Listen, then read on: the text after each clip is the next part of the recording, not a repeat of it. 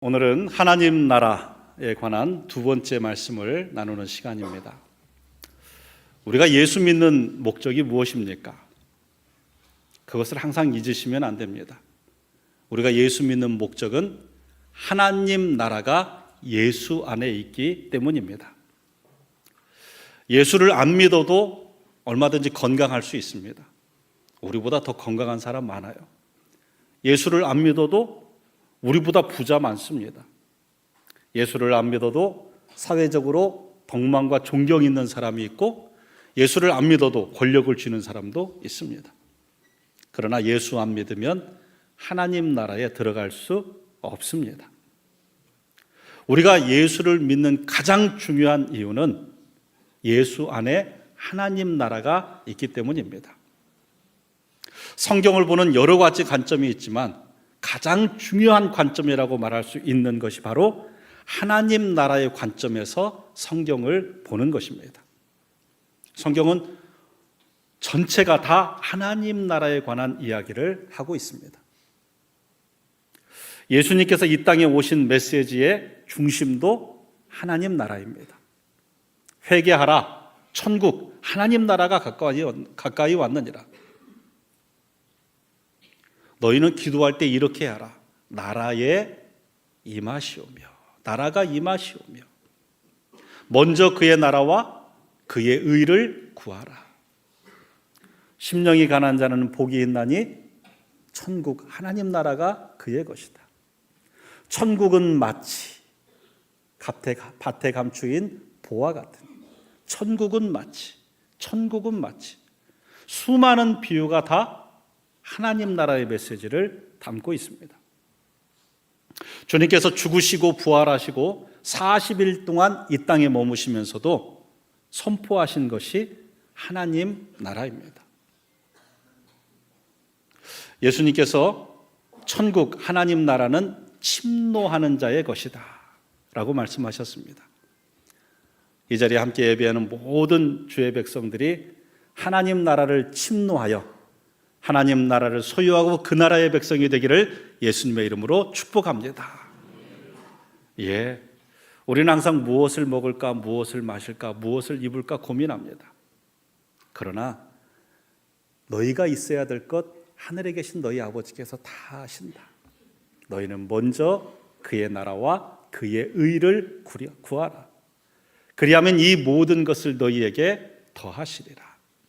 하나님 나라를 소유함으로 세상 사람들이 그렇게 원하는 것들을 덤으로 얻을 수 있는 복을 예수님의 이름으로 축복합니다. 하나님 나라에 관한 설교를 계속하는데요, 아주 중요한 메시지입니다. 여러분들이 지난주에 제가 하나님 나라 설교 첫 번째 말씀을 했는데 하나님 나라에 관한 전체적인 서론입니다. 그러니까 여러분들이 종종 지난주 설교를 계속 들으시면 제가 앞으로도 계속되는 설교의 맥락을 여러분들이 잡을 수 있고 이해가 훨씬 더 쉬울 겁니다.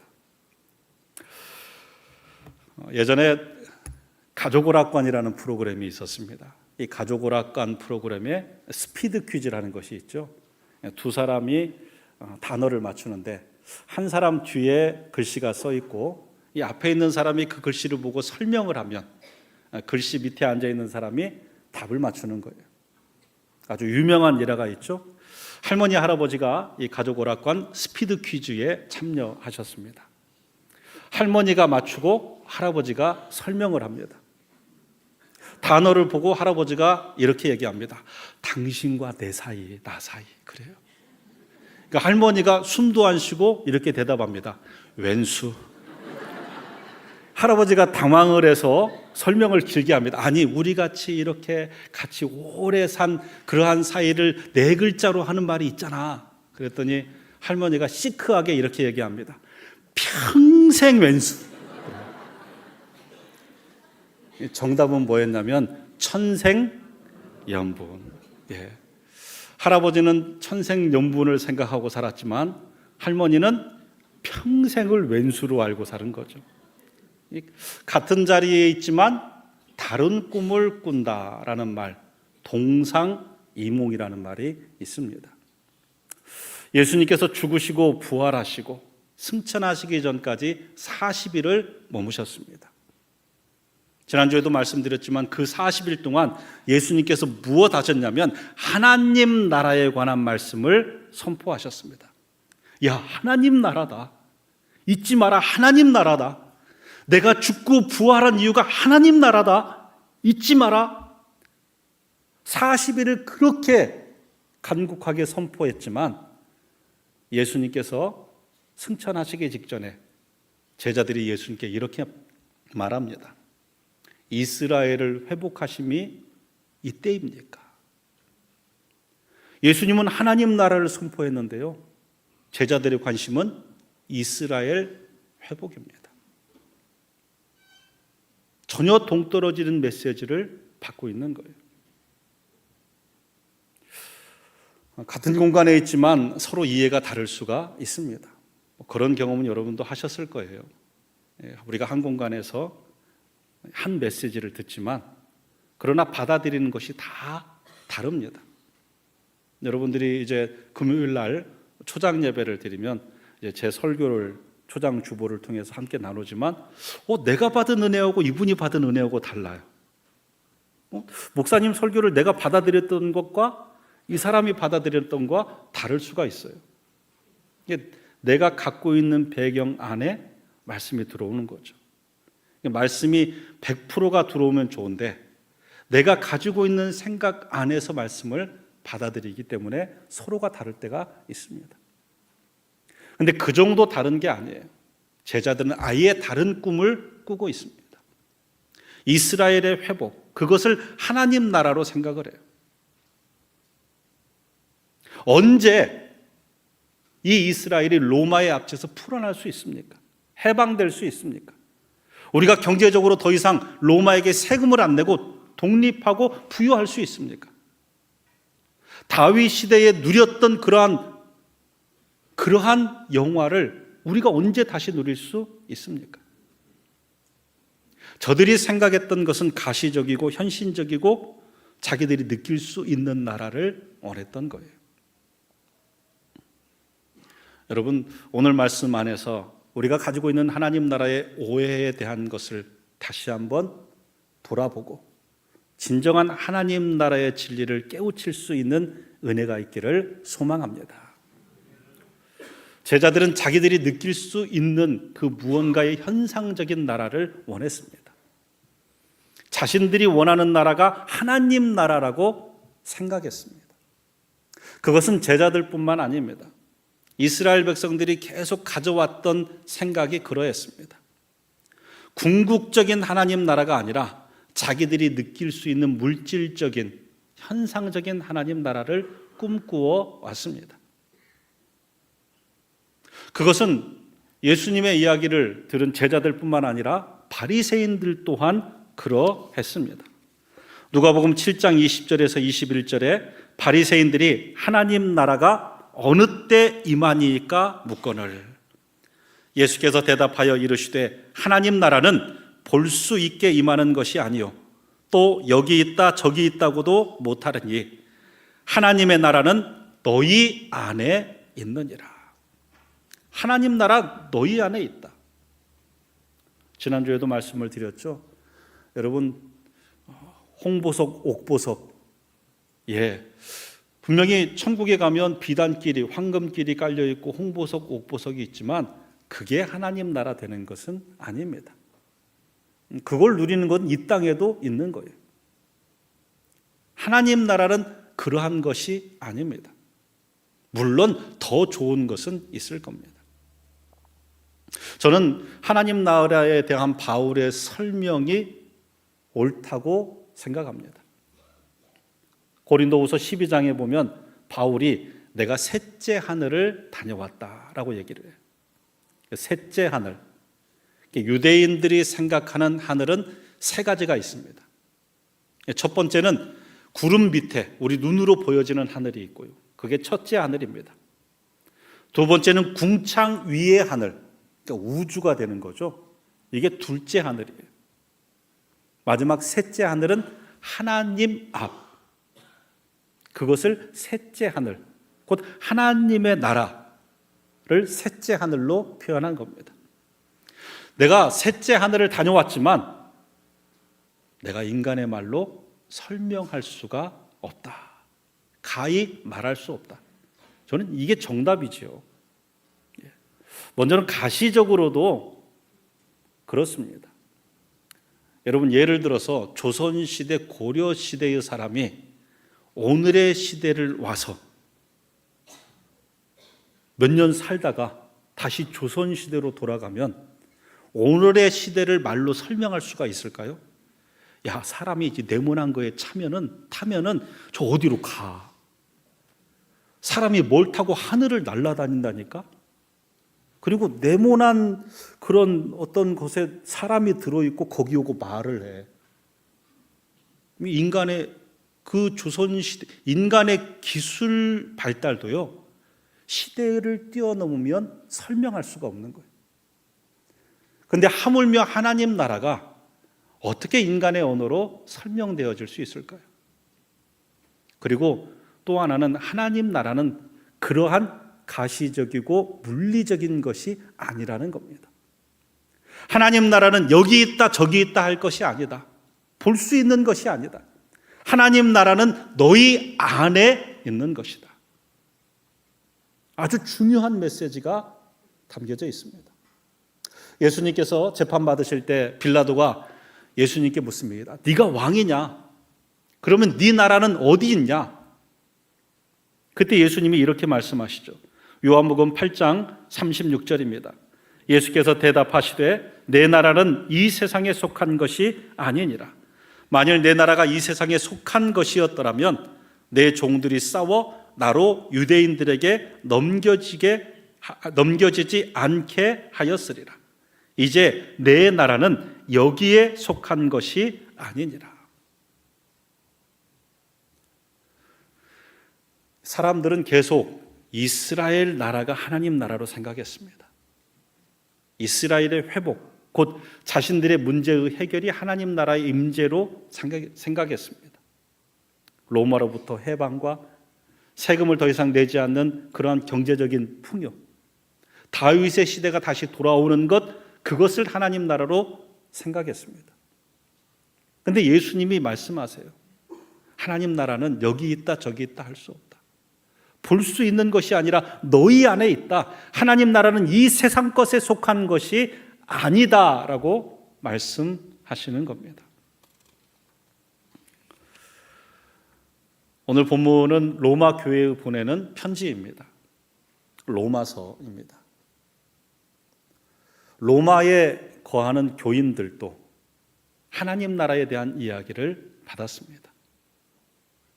그러나 이 하나님 나라에 대하여 각자의 생각을 가지고 있었습니다. 초대 교회는 여러 가지 신학적인 부분이 정립되지 않았을 때입니다.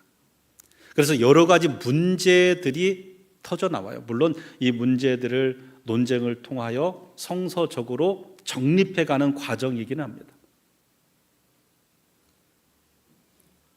할례를 받는 문제. 예수를 믿었는데 유대인들은 할례를 받아야 된다. 그래야 선민이다. 이방인도 할례 받아야만 구원받은 증표가 된다. 우상에게 바쳐진 제물의 문제. 야, 어떻게 이방신을 섬기던 그 음식이 시장에 나왔다고 그걸 먹을 수 있냐? 이건 먹으면 안 된다. 아니야, 먹어도 돼. 예, 논쟁이 있습니다. 또 주의를 지키는 문제. 야, 우리는 유월절을, 안식일을 지킨다. 그러니까 토요일 안식일을 지켜야 된다. 아니다. 예수님이 부활하신 날, 그리고 성령님이 강림하신 날로 주일을 지켜야 된다. 여러 가지 논쟁들이 있습니다. 논쟁 가운데 자기 주장을 강요하는 사람들이 있었습니다. 예. 내가 예수님이 길이요 진리요 생명이 아니라 내가 한 말이 곧 길이요 진리요 생명이다. 자기 주장을 관철시키기 위하여 힘을 쓰는 사람들이 있었습니다. 그러한 이들에 대하여 사도 바울이 이야기하는 것입니다. 로마서 14장 17절에 하나님의 나라는 먹는 것과 마시는 것이 아니요 오직 성령 안에 있는 의와 평강과 희락이라. 예수 그리스도께서 십자가를 통하여 우리에게 주신 그 하나님의 나라는 너희가 비본질적으로 생각하는 먹고 마시는 문제, 절기를 지키는 문제가 아니다. 하나님 나라는 그러한 것이 아니다. 왜 너희 나라를 지금 이 교회 안에 만들려 하냐? 그러니까 로마 교회 안에도요, 사도 바울이 꿰뚫어 본 거예요. 하나님의 교회를 만들려는 사람이 있고 자기의 교회를 만들려는 사람이 있는 거예요. 내 뜻과 내 주장이 관철되고 내 의가 드러나는 자기의 나라, 자기의 교회를 만들려는 사람이 있고, 그것은 잘못된 것이다. 교회 안에 하나님 나라가 이루어져야 되는데 그 하나님 나라는 비본질적인 것에 누가 주도권을 갖고 있느냐가 아니라 본질적인 것, 예수 그리스도의 십자가의 의와 그로 인하여 이루어지는 평안과 희락이다. 이 하나님 나라의 본질적인 것을 너희가 잊지 마라라고 이야기하는 것입니다.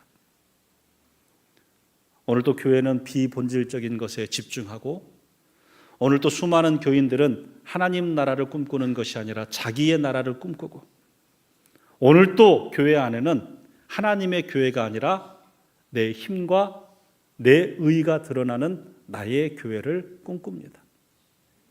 그것은 하나님 나라가 아닙니다. 저와 여러분의 관심이 온전히 하나님 나라에 있기를 소망합니다. 그러면 그 하나님 나라는 무엇인가?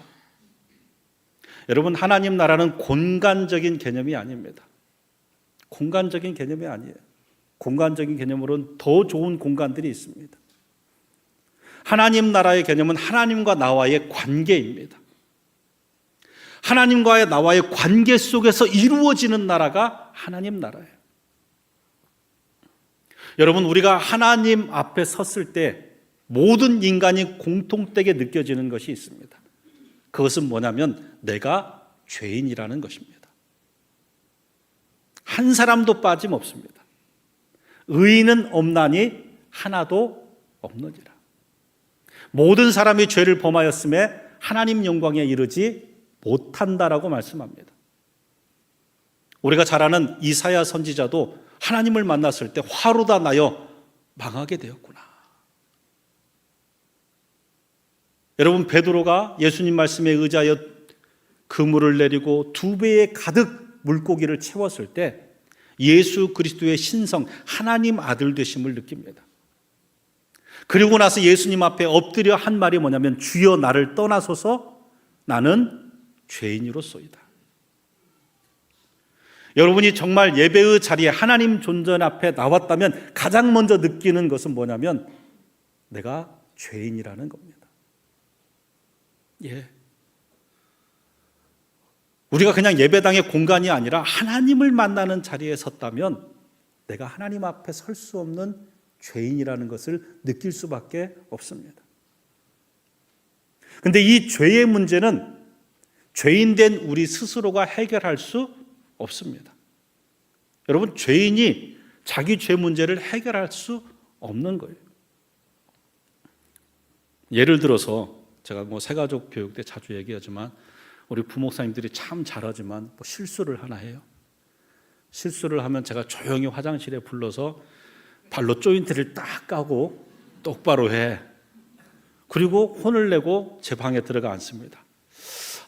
조인트 깔 만큼 일은 아니었는데 실제로 까는 건 아닙니다. 오해하지 마십시오. 저는 부목사님 말을 잘 듣는 목사입니다. 예.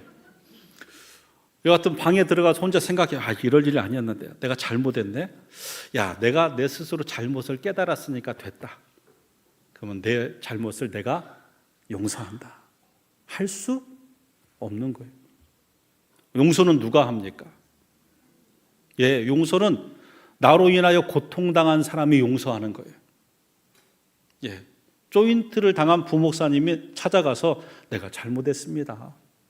목사님 제가 용서해 드립니다. 해야 맞는 겁니다. 이 땅의 모든 사람의 죄는 누구에 대하여 범하는 것이냐면 하나님께 대하는 것입니다. 예, 우리의 모든 죄는 다 하나님께 대한 죄입니다.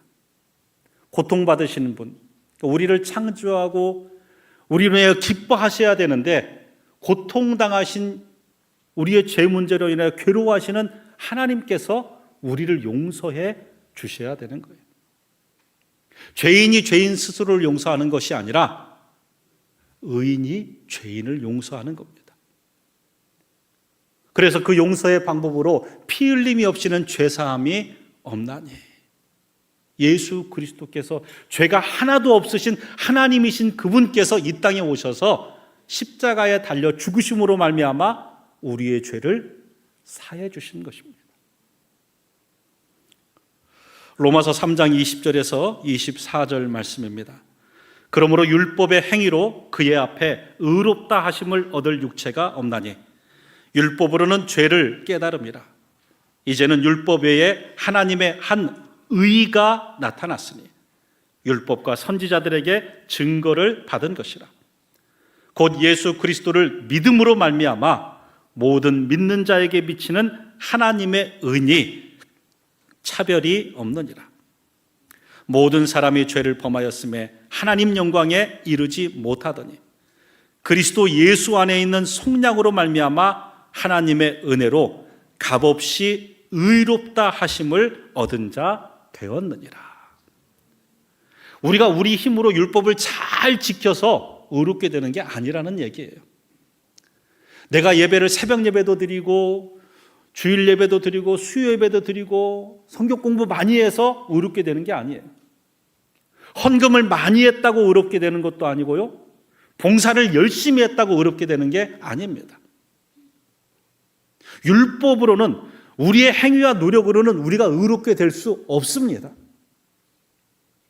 우리가 의로울 수 있는 단 한 길, 그것은 우리의 죄를 위하여 무죄하신 예수 그리스도께서 십자가에 달려 죽으신 것을 믿는 길 외에는 없습니다.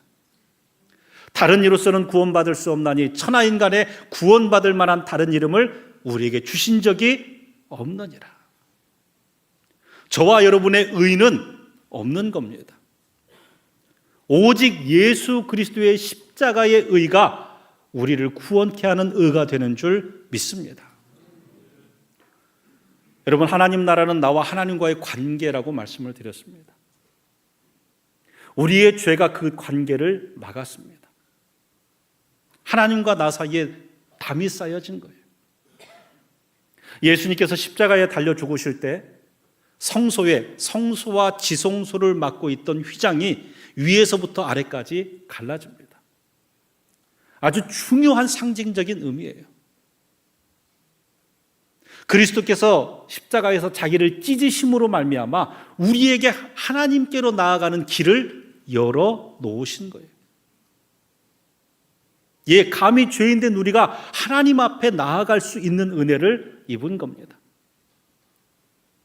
에베소서 2장 14절에서 16절입니다.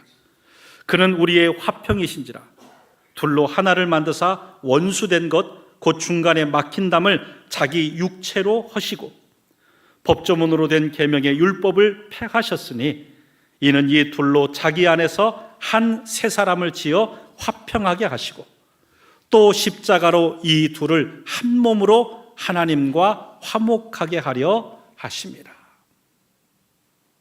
여러분, 저와 여러분의 의는 없습니다. 오직 십자가에 달리신 예수 그리스도의 의로 말미암아 우리가 하나님과 화평하게 된 줄 믿습니다. 더 이상 담이 있는 관계가 아니라 이제 하나님과 함께 할 수 있는 관계, 이게 하나님 나라입니다. 이 하나님 나라, 그 무엇으로도 안 됩니다. 옛날 어린아이들 복음성가이지만 아주 복음적인 복음성가. 돈으로도 못 가요 하나님 나라, 힘으로도 못 가요 하나님 나라. 거듭나면 가는 나라, 하나님 나라. 믿음으로 가는 나라, 하나님 나라. 할렐루야. 예수 그리스도의 십자가 사건을 믿는 믿음으로 그 십자가의 의가 저와 여러분의 의가 되는 줄 믿습니다. 두 번째로, 하나님 나라는 성령 안에서 주어지는 평강입니다. 하나님 나라는 성령 안에서 의와 평강과 희락이니라. 하나님 나라 안에 평강이 있습니다. 이 평강이라는 단어는 에이레네라는 히브리어입니다. 이 에이레네라는 단어를 예수님께서도 아주 중요하게 사용하셨습니다. 요한복음 14장 27절입니다. 평안을 너희에게 끼치노니 곧 나의 평안을 너희에게 주노라. 내가 너희에게 주는 것은 세상이 주는 것과 같지 아니하리라. 너희는 마음에 근심하지도 말고 두려워하지도 말라. 여기서 이 평안도 에이레네입니다. 샬롬이 있고 에이레네가 있는데요, 에이레네의 평강, 평안은 이런 의미를 가지고 있습니다. 전쟁이 맞춰지고 정복당한 국가의 질서가 이루어지는 것, 이 상태가 에이레네입니다. 전쟁이 맞춰지고 정복당한 국가의 질서가 이루어지는 것. 여러분, 이 평안이 저와 여러분 안에 충만하기를 소망합니다. 제가 35살에 캐나다 킹스턴 교회에 담임으로 나갔습니다. 지금 생각하면 진짜 젊은 나이였습니다. 35. 정말 서툴기도 하고 그랬습니다. 돌아보면 그랬는데 그때 당시에는 하여간 최선을 다하여 열심히 교회를 섬겼죠. 교인들이 저의 서툰 부분을 잘 보듬어 주셨구나, 감싸 주셨구나, 시간이 지나면서 생각이 들어요. 교회에 부임하고 또 성도들과 함께 기도하면서 24년 만에 예배당을 구입을 했습니다. 아주 좋은 예배당을 하나님 준비해 주셔서 예배당을 구입하고 들어가는데, 들어가서 할 일들이 많잖아요. 한 2년 동안 예배당이 사용되지 않은 곳이에요. 이걸 부동산업자들이 헐어버리고 아파트를 지으려 한 것을 저희가 찾아가서 교회로 사용하려 합니다. 그래서 아주 싼 값에 그 예배당을 얻었습니다. 한 2년 동안 사용하지 않고 저희에 맞게 사용하기 위해서는 여러 가지로 수리와 리모델링도 해야 됐습니다. 근데 제가 바라는 게 있잖아요. 이건 이렇게 하면 되고 저건 저렇게 하면 되고, 예배당 공간과 나머지 교육 공간은 그러는데요, 제가 어디까지 머리가 가냐면 주방까지 머리가 가더라고요. 주방도 이렇게 하면 되고 저렇게 하면 되고 막 그랬는데, 이제 실제로 주방을 쓰시는 분은 다르잖아요. 그래서 약간의 이야기들이 혼선이 오가고 그러면서 서로 이렇게 하면 좋겠다, 그 와중에 재정적인 문제에 대한 이런 얘기들, 저런 문제들이 막 얽히고 설켜지더라고요. 결국은 제가 원하는 대로 안 됐어요. 나 열심히 기도하고 또 생각하고 준비하고 이렇게 했는데 왜 내가 원하는 대로 안 되지? 이게 제가 원하는 대로 안 되기로 하고 집으로 돌아왔는데 마음이 불편한 거예요. 내가 지금 며칠을 기도하고 내가 막 인터넷 다 뒤져서 조사하고, 목회자가 그때는 이제 저하고 전도사님 한 분밖에 없으니까 이것저것 다 알아보고 갖고 갔는데 그냥 안 된 거예요. 그래서 좀 속상한 마음이 있었어요. 그런데 그때 그런 마음을 하나님께 주셨어요. 하나님이 그러죠. 내 생각과 네 생각은 다르다. 성복이 네가 생각하는 것이 내 뜻이 아닐 수 있다. 목사가 생각하는 거라고 다 하나님 뜻 아니더라고요. 제가 정말 제 목회에 정말 귀중한 걸 그때 깨달았어요. 그 다음부터 제가 목회하면서 평안을 항상 누릴 수 있었던 것은 그때의 깨달음이에요. 내가 고민하고 내가 준비하고 내가 노력했어도 내가 하는 것이 하나님 뜻 아닐 수 있다. 하나님이 우리 집사님을 통해서 하나님 뜻을 이룰 수 있다. 자칫하면 목사가 하나님의 교회를 만드는 게 아니라 목사의 교회를 만들 수 있다. 예, 그러죠. 여러분, 우리가 신앙생활할 때 조심해야 할 게요, 우리 모두가 하나님의 교회, 주님의 교회를 만들어야 됩니다. 그래서 이 공동체 안에 하나님 나라를 이루어야 돼요. 그런데 우리는 자칫 하나님의 교회가 아니라 나의 교회를 만들려고 해요. 나의 뜻이, 나의 주장이, 나의 힘이 관철되는 교회.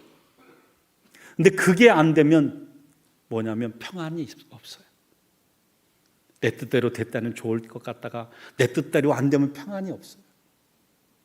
앞서 에이레네라는 단어가 있죠. 그것은 전쟁이 맞춰지고 정복된 국가의 질서가 이루어지는 것. 이게 에이레네 평안이에요. 예, 저는 하나님께 정복당한 자가 되어야 되는 거죠. 그리고 하나님의 질서가 내 안에 들어와야 되는 거예요. 사도 바울은 이 평안을 알고 이 평안을 누렸습니다. 갈라디아서 2장 20절에 그가 이렇게 고백합니다. 내가 그리스도와 함께 십자가에 못 박혔나니 그런즉 이제는 내가 사는 것이 아니요 오직 내 안에 그리스도께서 사시는 것이라. 이제 내가 육체 가운데 사는 것은 나를 사랑하사 나를 위하여 자기 자신을 버리신 하나님의 아들을 믿는 믿음 안에 사는 것이라. 사도 바울이요, 나는 매일 죽노라 그래요. 나는 매일 주님께 정복당합니다. 그래서 내 질서로 세워진 게 아니라 정복당한 자로서 주님의 질서 가운데 살아갑니다. 그러니까 평안할 수밖에 없어요. 예.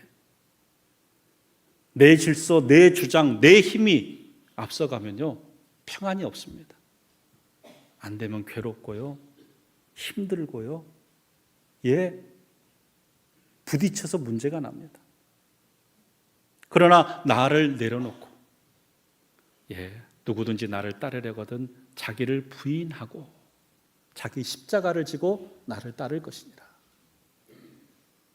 내가 주님 앞에 완전히 정복당하면 세상이 줄 수 없고 빼앗을 수 없는 참된 평안, 평강, 에이레네가 우리에게 임하는 줄 믿습니다. 저와 여러분이 누리는 그 에이레네, 하나님이 우리에게 주시고자 하는 하나님 나라입니다. 그 하나님 나라의 평강이 여러분의 가정과 사업과 일터와 우리 교회 안에 충만할 수 있기를 소망합니다. 그 에이레네 안에서 누려지는 기쁨, 이것이 희락입니다. 예, 이 기쁨은요 나의 만족을 위하여 얻어지는 것이 아니에요. 나를 만족시키는 쾌락이나 내 만족이 아니에요. 주님의 만족, 주님의 기쁨이 나의 기쁨이 되는 것, 이게 진정한 희락입니다. 주체가 달라요. 하나님 나라의 희락은요 나의 것이 아니라 주님의 것입니다. 여러분, 특별히 오늘 우리가 쓴 로마서, 이 로마 교회의 분위기 안에서도 사도 바울은 참 힘들고 어려운 상황에서 사역을 했습니다. 그리고 사도 바울이 서신을 12권을 썼는데요, 사도 바울의 서신 가운데에 4권 정도가 옥중서신이라고 불려지는 겁니다. 그러니까 감옥에 갇혀서 쓴 서신이에요. 이 옥중서신 가운데 특별한 별칭을 가진 서신 하나가 있어요. 그게 뭐냐면 바로 빌립보서예요. 별칭이 뭐냐면 희락의 서신, 기쁨의 서신이에요. 바울은 옥에 갇혀 있어요. 그런데 그 서신 안에는 항상 기쁨, 희락에 관한 그런 단어로 가득해 있습니다. 심지어는 바울이 옥에 갇혔대. 그래? 그럼 이 기회에 우리가 전도 열심히 해서 교회 주도권을 가져야지. 하는 사람들이 있었습니다. 그런데 그러한 사람들에 대하여 바울이 어떻게 얘기하냐면요, 이렇게 얘기합니다. 빌립보서 1장 17절에서 18절입니다. 그들은 나의 매임에 괴로움을 더하게 할 줄로 생각하여 순수하지 못하게 다툼으로 그리스도를 전파하느니라. 그러면 무엇이냐? 거칠애로 하나 참으로 하나 무슨 방도로도 하든지 전파되는 것은 그리스도니 이로써 나는 기뻐하고 또한 기뻐하리라. 야, 저들이 나를 괴롭게 하려고 막 전도하고 뭐 한다고 하는데, 그래서 예수가 전파된다면, 그래서 우리 주님이 기뻐하는 일이 이루어진다면 나는 기뻐한다. 주 안에서 기뻐하라. 내가 다시 말하노니 기뻐하라. 이 기쁨을 빼앗기지를 않아요. 감옥에 있어도 평안하고 감옥에 있어도 기뻐합니다. 빌립보 감옥에 있을 때도 그 평안이 있고 그 기쁨으로 찬송하니까 옥문이 열려지잖아요. 여러분, 이 기쁨이 여러분 안에 충만하기를 축복합니다. 말씀을 정리합니다. 잊지 마십시오. 왜 예수 믿습니까? 하나님 나라가 예수 안에 있기 때문입니다. 그것을 잊지 마세요. 하나님 나라입니다. 오늘 또 하나님 나라를 선포하고 있습니다. 그런데 내 마음은 어디가 있습니까? 혹시 나의 나라를 꿈꾸고 있지 않습니까? 예, 나의 나라, 이스라엘의 회복, 어리석은 것입니다. 예수 그리스도의 십자가의 보혈로 열어놓으신 하나님 나라, 그것이 우리가 추구해야 될 나라인 줄 믿습니다. 그 나라의 소유된 백성으로 예수 그리스도께 정복당한 자로서 내가 사는 것이 아니라 그리스도께서 사시는 삶 안에 누려지는 평안과 기쁨이 여러분의 것이 되기를, 그렇게 천국을 침노하여 소유하시기를 주님의 이름으로 축복합니다.